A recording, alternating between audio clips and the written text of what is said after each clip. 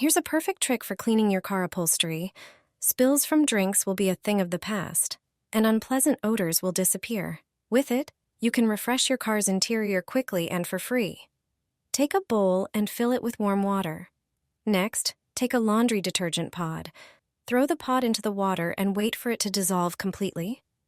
Mix everything to create a cleaning foam. Take an ordinary small towel and soak it in the mixture. Thoroughly wring out the excess water. It's important that the towel is damp but not dripping. You'll be cleaning the car in sections, so it's best to start with the passenger seat. Lay the towel on the car upholstery. Place a pot lid on top of it, which is the key item for this trick. This is what makes the method successful. Fold the corners of the towel towards the center so that you can grasp them along with the pot lid handle. The whole setup should be tightly stretched.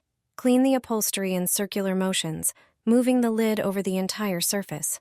When the towel dries, soak it again to repeat the process on other parts. The upholstery will smell and look like new, and your car will be like it just came from the showroom.